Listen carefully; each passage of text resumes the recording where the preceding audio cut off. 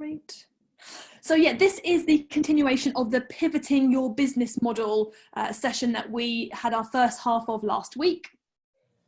So I'd love to also take some shares from those of you that are that were there last week, or even if you weren't there last week, like what have you been adjusting, or what have you changed off the back of it? By show of hands, who has done some kind of pivot or is considering some kind of pivot off the back of all of this? Okay, cool. Great. Can you just pop me a little note in the chat if you have done something pivot related, because I'd love to just come to those of you that have, just to take a few shares to get us kicked off.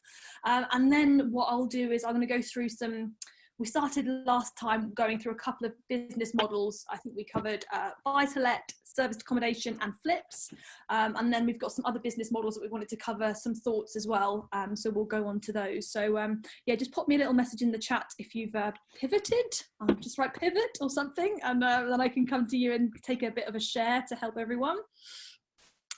So I'll kick us off with a pivot that we have been starting to implement off the back of all of the changes. So the idea behind all of this is, how can we adjust what's currently there to mean that we can continue to operate through all of this, mitigate the risks, but also maximise the opportunity. So that is the idea behind all of this. So I'll kick us off with what I want to do is like a quick 60-second share with anyone who has done something to pivot, or even if you haven't done it yet, you're just thinking about doing it. I'd love to know what that is. So the main thing that we're looking at pivoting at the moment is how exactly we're managing the timeframes on our deals. So we've got 3 deals that we had going through.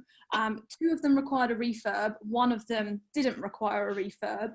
So the one that didn't require a refurb, we are looking at continuing to do that deal, but adjusting the timeframes. So the plan for that one before was, so it's a block of 13 flats. The plan was to buy it, refinance. Well, actually, there was an even better plan, which that's definitely not going to happen now. We were looking at them, the mortgage lender lending at open market value from day one.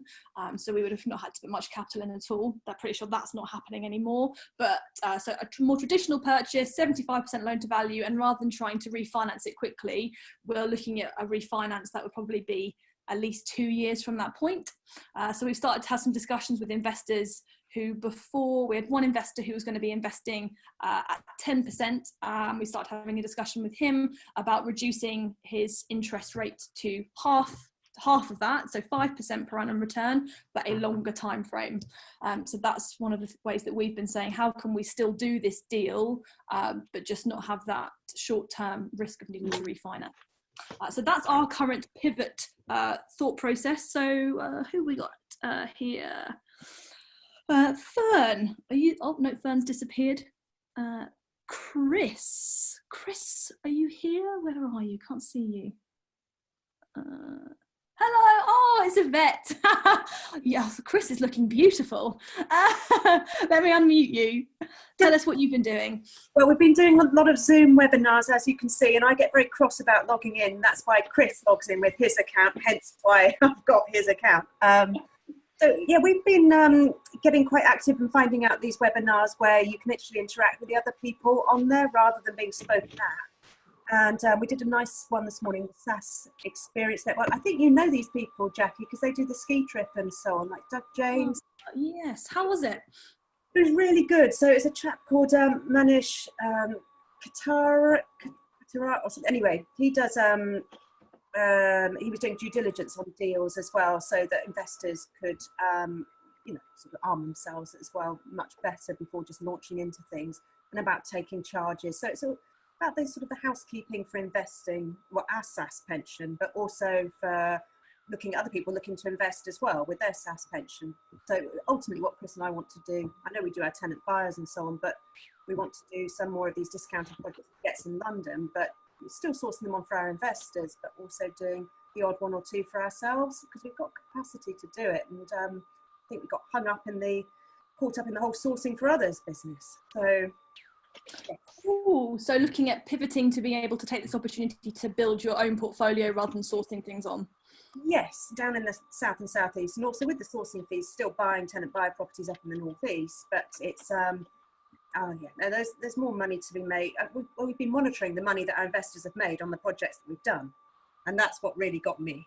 I just thought, okay, you look at the sourcing fee compared to what you could have made by staying in the deal. So, Okay. and I think we've just been afraid of finding the money before, so we're really stepping that up now. So, and what was the general mood around the table, so to speak, at the SaaS network? Are people wanting to invest? Yes, but waiting. I think it's just waiting.